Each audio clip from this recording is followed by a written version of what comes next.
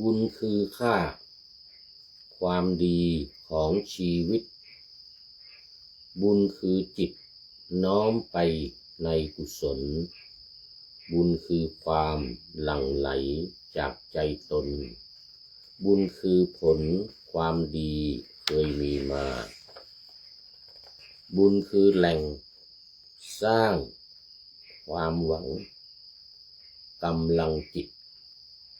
บุญคือมิตรคู่คบสู่พบหน้าบุญคือแสงรวมสุขทุกเวลาบุญคือตราประทับใจกำไรตนอธิษฐานทุกความดีเป็นที่ตั้งเป็นพลังบุญกุศลผลเลิศล้นให้ผู้ป่วยทุกท่านมั่นกมลเจริญชนอย่างน้อย100 ปีเทินขอถวายความนอบน้อมแด่พระรัตนตรัยมีพระพุทธเจ้าเป็นต้นขอถวายความเคารพพระมหาเถระพระเถรานุเถระเจ้าคณะพระสังฆาธิการทั่วโลกมีพระเดชพระคุณพระธรรมเสนาบดีเจ้าคณะภาค7วัดพระธาตุดอยสุเทพเป็นต้นและขออำนวยพรแด่ท่านผู้ฟังท่านผู้ชมสาธุชนพุทธบริษัททั้งหลายวันนี้รายการธรรมะหลังธรรมวัดเย็นของวัดพระธาตุดอยสุเทพออกอากาศทางสถานีวิทยุพระพุทธศาสนาแห่งชาติและจริยธรรมวัดพระธาตุดอยสุเทพระบบ FM 96 เมกะเฮิรตซ์มีพ่อครูวันลบนามวงพรหมเป็นผู้อำนวยการอาจารย์พระมหาประสิทธิ์ปัสสาธิโกเป็นหัวหน้าสถานีและอาตมภาพพระครูปริยัติยานุศาสตร์เป็นผู้บรรยายเป็นประจำทุกวันเวลา 18:40 นาทีถึง 19:10 นาทีวันนี้ก็บันทึกเสียงล่วงหน้ามา4 วันผ่านทาง Facebook ไลฟ์สมัยเทพบุญอันดับแรกนี้ก็ขอประชาสัมพันธ์งานวันกตัญญูของวัดป่าแดงมหาวิหารเนื่องจากเป็นวันคล้ายวันเกิดของพระเดชพระคุณหลวงพ่อพระครูโกสิตปริยัติยาภรณ์หลวงพ่อเจ้าคณะตำบลสุเทพเขต 1วัดป่าแดงมหาวิหารตอนนี้ขอต้อนรับพระเดชพระคุณหลวงพ่อสุทธิสงุมรำจากจังหวัดบุรีรัมย์เจ้าเก่ามาแล้วมาแต่หัวรุ่งเขาเรียกว่าไก่ยังไม่ทันโหสุริโยยังไม่จับขอบฟ้าปะหน้าธรรมาสยังไม่เสร็จเพิ่งจั่วหัวเสร็จไปยังไม่ได้เข้าสู่เนื้อหาสาระของธรรมะในรายการกราบขอบพระคุณพระเดชพระคุณหลวงพ่อเป็นอย่างยิ่งที่อำนวยพรวันเกิดของผู้พูดมาด้วยหัวใจสีชมพูวันอังคารวันอังคารกราบขอบพระคุณหลวงพ่อเป็นอย่างยิ่งหลวงพ่อให้ความเมตตาทุกวันทุกรายการด้วยวันนี้ก็เป็นอาทิกัลยาโนนี่หลวงพ่อก็เป็นผู้ที่งามในเบื้องต้นงามในเบื้องต้นได้แก่ศีลหลวงพ่อเป็นผู้ที่มีศีลสะอาดบริสุทธิ์ครบบริบูรณ์ภ เข้ามาในรายการ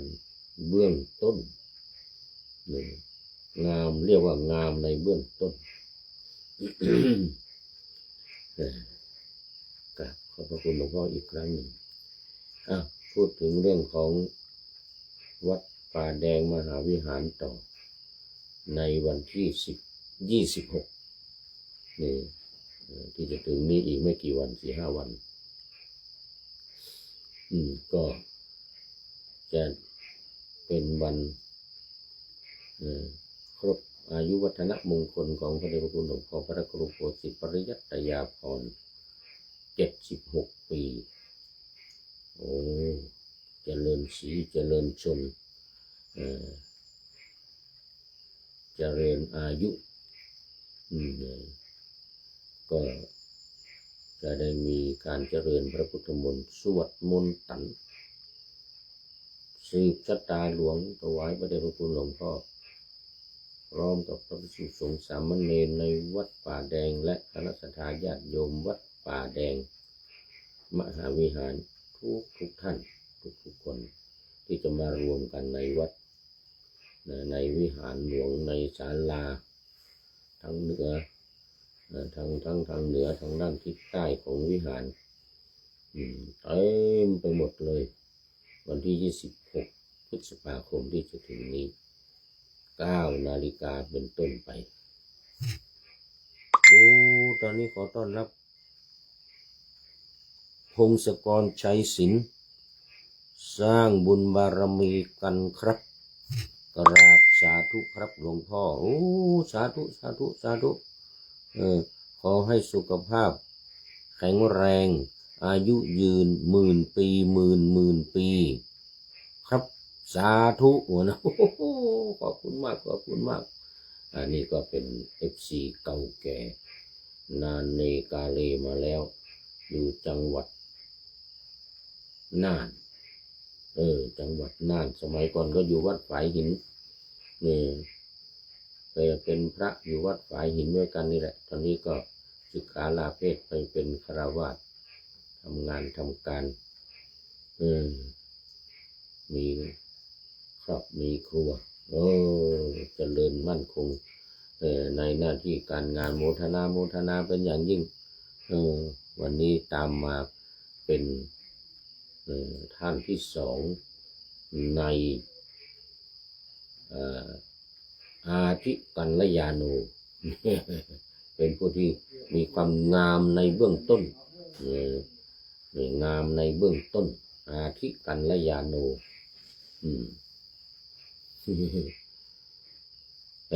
โมทนาเป็นอย่างยิ่งเอามาต่อนี่พูดเมื่อกี้ยังพูดยังไม่จบเลยนี่มาหน้าธรรมะยังไม่เสร็จนี่ขอถือโอกาสเชิญชวนญาติโยมสาธุชนโยมพงศกรชัยศิลป์ด้วยนะนี่แต่ก่อนก็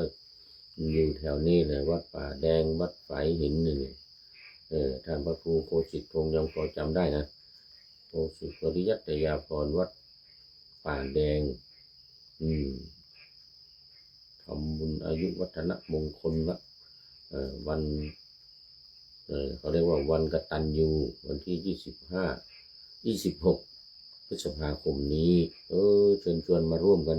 วันมีเวลามาวัดป่าแดงหน่อยทายาทโยมวัดป่าแดงวัดฝายหินวัดอุโมงค์โป่งน้อยร่ำเปิงนี่นะในตำบลสุเทพแล้วก็ในอำเภอเมืองเชียงใหม่และอำเภอเมืองอำเภอลี้จังหวัดลำพูนซึ่งเป็นภูมิลำเนาเดิมของพระเดชพระคุณหลวงพ่อโคสิตปริยัตยาภรณ์ลูกศิษย์ลูกหาจังหวัดน่านมาพึ่งบารมียังไม่ลืมบุญคุณครับสาธุหลวงพ่อรักและเคารพนับถือใจไว้ในใจเสมอเดี๋ยวเสมอครับหลวงพ่อFC ครับเหมือนกันนะFC เก่าแก่ โอ้โหสาธุสาธุโมทนาโมทนาขอบคุณมากพงศกรชัยศิลป์เนี่ยเคยได้อยู่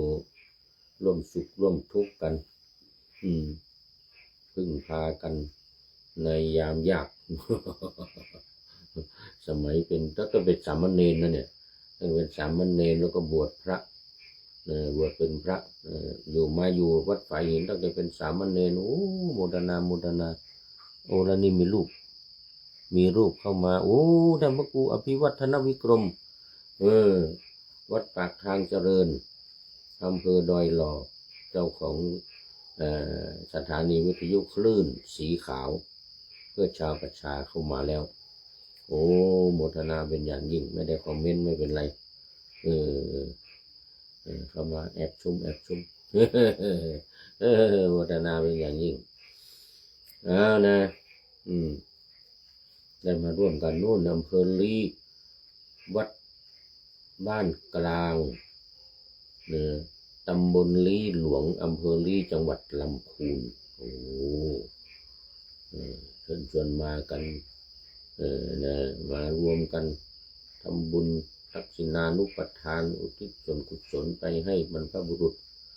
ของวัดป่าแดงเนี่ยตั้งแต่พระเจ้ากือนาเป็นต้นมาเนี่ยนะเดี๋ยวพระเจ้าสามฝั่งแกนที่สร้างวัดป่าแดงนี่นะ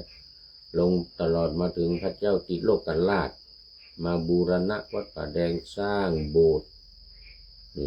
สร้างอุโบสถวัดป่าแดงนี่นะตอนนี้ก็ยังมีอยู่อุโบสถอยู่ในกลางหมู่บ้านแต่ก่อนกว้างขวางมากวัดป่าแดงนี่เนื้อที่นี่เป็น200 ไร่วัดป่าแดงมหาวิหารนี่นะ เดี๋ยวนี้ก็ยังเหลืออยู่3 แปลงสมัยที่ผู้พูดเนี่ยไปเป็นเจ้าอาวาสวัดป่าแดงนะรักษาการเจ้าอาวาสวัดป่าแดงนะดำเนินการเอาคืนมาที่ดินของวัดบริเวณในหมู่บ้านในบริเวณโบสถ์อุโบสถทั้งหมดมี3 แปลงดำเนินการทางเขาเรียกอะไรทางที่ดินเลยนะกรมที่ดินอะไรนะได้โฉนดมา3 แปลงดังนั้นผู้พูดเป็นรักษาการเจ้าอาวาสอยู่รู้สึกจะ3 ปีนะ2 ปีกว่า3 ปีเลยนะวัดป่าแดงทำเรื่องราวอะไรต่างๆโดยเฉพาะก็เรื่องที่ดินนี่แหละที่ดินของวัดในใจกลางหมู่บ้านรวมทั้งที่อุโบสถรวมทั้งที่ตัววัดปัจจุบันนี่แหละรวมทั้งหมด3 แปลงสำเร็จเรียบร้อยได้โฉนดมาเรียบร้อยแต่ว่ามันโบราณเนี่ยมันที่มันขาดไปก็คนอื่นก็มีคนมาออกโฉนดทับกันจำนวนมากคนกันนะออกโฉนดเป็นบ้านเป็นตึกรามบ้านช่องเป็นอะไรกันจำนวนมากไหมก็ไปตามที่กรมที่ดินว่าที่เหลือได้คืนมา3 แปลงวัดป่าแดงนี่นะโมทนาเชิญชวนมาร่วมกันวันที่26เลยบ่าย9 โมงเช้าเป็นต้นไปเมื่อทั่วถึงกันตอนนี้ก็เข้ามาสู่เนื้อหาสาระของธรรมะในรายการต่อจากเมื่อวันก่อนว่าไปได้1 ข้อ ทั้งหมด4 ข้อปฏิปทาการบรรลุมรรคผล4 แบบว่าไปแล้วแบบที่1ก็คือแบบปฏิบัติลำบากแล้วก็ประสบผ ลช้ารู้ได้ช้าหรือประสบผลช้าปฏิบัติลำบากคือแบบสมถกรรมฐานอารมณ์ของสมถกรรมฐาน40อย่างเลยนะมีพุทธานุสติเป็นต้นและสุดท้ายก็คือเดี๋ยวอาหารเลปฏิกูลสัญญาจตุธาตุววัฏฐานะธาตุสี่เอามารวมกันเป็นหนึ่งจตุธาตุนี่นะเป็นหนึ่งพิจารณาว่ามันเป็นอนัตตามันไม่ใช่ของเราไม่ใช่ตัวไม่ใช่ตนของเรามันเป็นเพียงธาตุสี่มารวมกันอยู่นี่อย่างนี้นะแต่วิธีการของสมถะนี่มันยากเพราะว่ามันต้องใช้วิธีการอยู่3อย่างคือ1บริกรรม2การนับ3การระลึกตามนี่มันต้องใช้เวลาใจเย็นหมู่แผ่นดินเย็น หมู่แผ่นดินเย็นสมถะนี่นะมุ่งให้จิตสงบอย่างเดียวแล้วมันจะเกิดปัญญาขึ้นมาเองบรรลุขึ้นมาเองเรียกว่าเจโตวิมุตติสายเจโตวิมุตติเลยอันนี้เรียกว่าปฏิบัติลำบากปฏิบัติช้ารู้ได้ช้าบรรลุผลได้ช้าพิจารณากายพิจารณากายว่าไม่งามมีความสำคัญในอาหารว่าเป็นของปฏิกูลเนี่ยนะก็กายคตาสติที่8ในอนุสติที่8กายคตาสติในสติปัฏฐาน4ก็ข้อต้นเลยกายเยกายานุปัสสนาสุดยอดปฏิบัตินี่ต้องหาที่สงบสงัดในถ้ำในป่าในเรือนว่างในบนภูเขาที่สงบสงัดแล้วก็นั่งบริกรรม นั่งบริกรรมหรือคณานานัยยะก็ได้นับ หรืออนุสรณานัยยะระลึกตามเท่านั้นไม่ลงลึกเหมือนวิปัสสนานะแค่ระลึกตามพระพุทธพระธรรมพระสงฆ์นี่คุณพระพุทธคุณพระธรรมคุณพระสงฆ์มีเท่าไรอะไรยังไงก็ระลึกไปเป้าหมายคือให้จิตสงบเป็นสมาธิขั้นอัปปนาสมาธินู่นเลยคณิกะสมาธินิกะจอกอุปจารสมาธิก็พอทำเนายังไม่เท่าไรอัปปนาสมาธิเลยแน่วแน่นิ่งเป็นสมาธินะเข้าไปทางฌานนู่นนะจะตุกฌานฌานที่1 2 3 4 5 6 7 8นู่นนะที่โทษสมาบัติ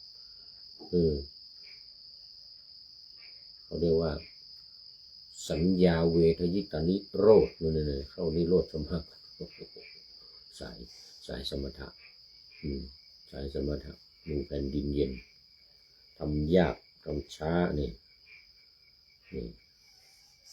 เป็นพระสีขะพิจารณาสังขารทั้งปวง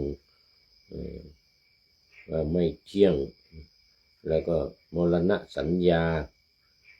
ก็มรณะสติเลยมรณะสัญญานี่นะอันนี้ว่าไปแล้วเมื่อวานวันนี้มาว่าข้อใหม่ข้อที่2แบบปฏิบัติลำบากนี่แหละแต่ประสบผลเร็วนี่อันนี้มันจะขึ้นอยู่กับบารมีนะบุญญาบารมีของแต่ละคนมันไม่เหมือนกันไอ้ที่จะประสบผลได้เร็วนี่นะคนที่ปฏิบัติลำบากเหมือนเดียวกันนี่แหละสมถกรรมฐานนี่แหละภิกษุทั้งหลายก็ทุกขาปฏิปทาขิปปาปิญญาเป็นไฉนว่างั้นนะโอ้โหหมดเวลาแล้วมึงนี่ยังเป็นไฉนว่านะภิกษุในธรรมวินัยนี้พิจารณาเห็นกายในกายว่าไม่งาม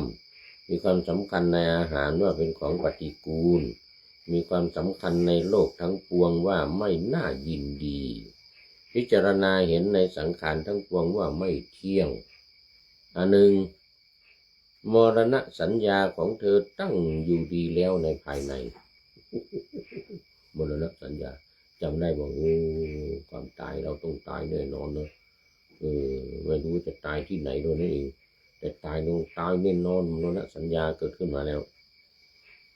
เธอเข้าไปอาศัยธรรมอันเป็นกำลังของพระเสขะ5 ประการนี้คือศรัทธาหิริโอตตัปปะวิริยะปัญญา1ศรัทธา2หิริ3โอตตัปปะ4วิริยะ5ปัญญาทำ5 ประการนี้เขาเรียกว่าเป็นอินทรีย์5อินทรีย์5ศรัทธาความเพียรสติสมาธิปัญญานี่นะที่ว่ากันมาบ่อยๆที่ต้องเสมอกันเลยนะศรัทธากับปัญญาต้องเท่ากันความเพียรกับสมาธิต้องเท่ากันสติอยู่ตรงกลางควบคุมทั้ง5ทั้ง4อย่างสตินี่แหละแล้วว่าอินทรีย์5นี่ต้องให้เงียบเราเรียกกันว่าสัตทินรีวิริยินรีสัตตินรีสมาธินรีปัญญินรีเนี่ยนะของเธอปรากฏแก่กล้านี่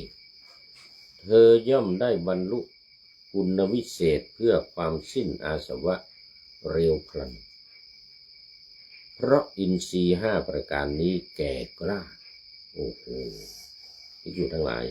นี่เรียกว่าทุกขาปฏิปทาขิปปาพิญญาปฏิบัติช้าปฏิบัติยากลำบากแต่บรรลุได้เร็วอาศัยอะไรอาศัยอินทรีย์5นี่ก็แลกล้ากล้าแข็งแกร่กล้าศรัทธาสัตทินรีความเพียรวิริยินทรีย์สติสตินทรีย์สมาธิสมาธินทรีย์ปัญญาปัญญินทรีย์5 อย่างนี้ต้องเข้มข้นแก่กล้าจึงจะบรรลุทำได้เร็วบรรลุทำได้เร็วอันนี้แหละเรียกว่าปฏิบัติลำบากแต่ว่าบรรลุได้เร็วเดี๋ยวได้มา1 ข้อหมดเวลาไม่เป็นไรได้1 ข้อวันนี้เมื่อวานนี้เอาเป็นเมื่อทบทวนทบทวนอยู่หน่อยคือปฏิบัติลำบากนั่นแหละแต่ก็บรรลุได้ช้าแต่ข้อที่2นี้ปฏิบัติลำบากแล้วก็ประสบผลเร็วอันนี้คือสมถกรรมฐานล้วนๆนะมันจึงเรียกว่าปฏิบัติลำบากแต่เดี๋ยวข้อต่อไปข้อที่3กับข้อที่4มันจะเป็นวิปัสสนามันจะปฏิบัติได้ง่ายสบายแล้วก็บรรลุช้าเหมือนกันมันขึ้นอยู่กับบารมีแล้วก็บรรลุเร็วมีเหมือนกันมันขึ้นอยู่กับบารมีเก่าธรรมะเก่าที่ได้สร้างสมมาเนี่ยมันมาครบถ้วนบริบูรณ์นี่แหละมันจะบรรลุได้เร็วเอาละตอนนี้ท่านนายพลของเรามาแล้วปริโยสานกัลยาโนปริโยสานกัลยาโนเป็นผู้ที่มีความงามในที่สุดนี่นะหมดเวลาแล้วในคนเข้ามาหมดเวลาพอดีวันนี้จั่วหัวนี่ของท่านนายพลคนนี้จั่วหัวของท่านนายพลพอดีเลยนะเดี๋ยวอันนี้เอาไว้แค่นี้ก่อนเอาไว้เดี๋ยววันต่อไปไม่ต้องกลัวเวลาเรามีมากมายเยอะแยะเยอะแยะนี่ธรรมะในหลังธรรมะเย็นเรานี่มีทุกวันมีทุกวันละตอนนี้ก็ท่านนายพลมาเป็นท่านสุดท้ายเข้ามาในรายการวันนี้กราบนมัสการครับผมนะวันนี้จั่วห หัววันนี้จั่วหัวสุดยอด สุดยอดเลยเรื่องบุญพวกเรานี่ก็ไม่มีอะไรบุญนี่แหละนี่เป็นที่พึ่งพาอาศัยยังคิดยังดีครับเหมือนนะเนี่ยมาทันหลวงพ่อครับเหมือนนะ เพราะทันก็หมดเวลาพอดีเลยก็ดีก็เป็นมาสุดท้ายปริโยสารณกัลยาณังนี่เป็นเลยเป็นผู้ที่มีความงามในที่สุดเรียกว่ามีปัญญาเนี่ยงามในเบื้องต้นคือศีลงามในท่ามกลางคือสมาธิแล้วก็งามในที่สุดก็คือปัญญาเหมาะสมท่านในผลมากสุดท้ายนี่ก็เป็นผู้ที่มีปัญญามาดูข้อคิดที่ท่านในพลได้ให้ไว้วันนี้ว่าบุญคือค่าความดีของชีวิตบุญคือจิตน้อมไปในกุศลบุญคือความหลั่งไหลจากใจตนบุญคือผลความดีเคยมีมาบุญคือแหล่งสร้างความหวังกำลังจิตบุญคือมิตรคู่คบสู่พบหน้าบุญคือแสงร่วมสุขทุกเวลาบุญคือตราประทับใจกำไรตนอธิษฐานทุกความดีเป็นที่ตั้งเป็นพลังบุญกุศลผลเลิศล้นให้ผู้ป่วยทุกท่านมั่นกมลเจริญชนอย่างน้อย100 ปีเทินที่อำนวยอวยพรให้กับผู้ป่วยนี่ก็เพราะว่าเมื่อวันที่ผ่านมารู้สึกจะเป็นวันที่16หรือยังไงนะที่ท่านในบนไปมอบทุนร่วมกับศาสตราจารย์เดี๋ยวลืมชื่อไปจำนวน110,000 บาทให้กับโรงพยาบาลมหาราชนครเชียงใหม่เป็นโรงพยาบาลสงฆ์โรงพยาบาลมหาราชนครเชียงใหม่ขอโมทนากับท่านนายพลแล้วก็เจ้าภาพอีกท่านหนึ่งเป็นนายแพทย์ท่านหนึ่งลืมชื่อไปแล้วไม่เป็นไรขออนุโมทนาเป็นอย่างยิ่งเมื่อวันที่16ที่ผ่านมาได้ไปมอบให้กับโรงพยาบาลมหาราชนครเชียงใหม่นี่เป็นบุญเป็นกุศลอย่างยิ่งนะ100 ปีเทินว่างั้นนะอายุอย่างน้อย100 ปีเทินขอบคุณท่านนายพลณเดชน์จิตรลักษณ์เป็นอย่างยิ่งที่ได้ให้ข้อคิดไว้ในท้ายรายการในวันนี้ ขออำลาพรากจากผู้ชมฟังที่เดินยืนนั่งนอนฟังทั้งหลายขอให้มีความสุขใจและกายสดชื่นสบายไปตลอดกาลนำเอาธรรมะไปปฏิบัติเพื่อให้กำจัดทุกข์ใหญ่ภัยพานคนเกิดตายในวัฏสงสารบรรลุนิพพานทุกท่านกันเถิดขอเจริญพร